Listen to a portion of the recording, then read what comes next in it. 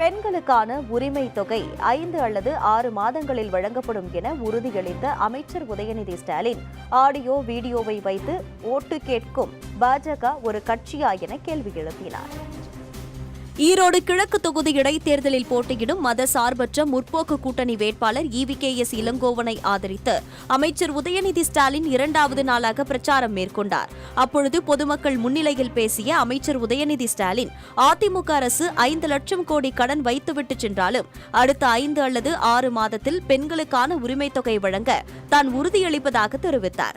மேலும் ஆடியோ வீடியோவை வைத்து மிரட்டுகின்ற பாஜக ஒரு கட்சியா என கிண்டலடித்த உதயநிதி, பிரதமர் மோடி வாயில பயங்கரமா வடை சுடுவாரு, ஆனா அந்த ஒரு வடையும் அதானிக்கு தான் தருவாரு எனவும் அவர் பேசினார்.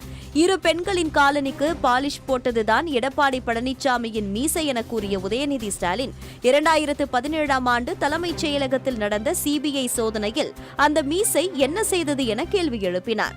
தூத்துக்குடி துப்பாக்கிச் சூடு, கொடநாடு கொலை, தமிழ்நாட்டு உரிமைகள் பறிக்கப்பட்ட போது அந்த மீசை என்ன செய்தது எனவும் கேள்வி எழுப்பினார். மறைந்த முதலமைச்சர் ஜெயலலிதாவை தான் மக்கள் தேர்வு செய்தனர், எடப்பாடியை அல்ல எனவும் அவர் விமர்சனம் செய்தார்.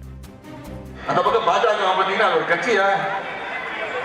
அது ஒரு கட்சியே கிடையாது. வெறும் ஆடியோ வீடியோ வச்சு ஓடிட்டு இருக்க கட்சி. இவன் ஆடியோ அவன் வச்சிருக்கான், அவன் ஆடியோ இவன் வச்சிருக்கான். மிரட்டலே ஏதாவது பேசினா உன் ஆடியோ விட்டுருவேன், நீ ஏதாவது பேசினா உன் வீடியோ விட்டுருவேன். இப்படிதான் ஒரு கட்சி நடத்திட்டு இருக்காங்க. அது ஒரு governor training centre, coaching centre, அவ்வளவுதான். மக்கள்கிட்ட கொண்டு போய் விடுவாங்க. தமிழ்நாட்டு மக்கள் என்னைக்குமே பாஜகவுக்கு இடம் கொடுக்க மாட்டாங்க. நீங்க மதச்சார்பற்ற முற்போக்கு கூட்டணிக்கு தான் தமிழக மக்கள் எப்பொழுதுமே தங்களுடைய ஆதரவை தெரிவிப்பாங்க. நீங்க மதத்தை வைத்து அரசியல் பண்ணீங்கன்னா தமிழக மக்கள் உங்களை என்றுமே நிராகரிப்பார்கள்.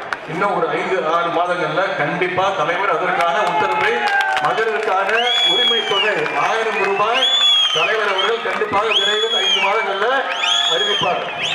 நம்பிக்கை இருக்குல்ல?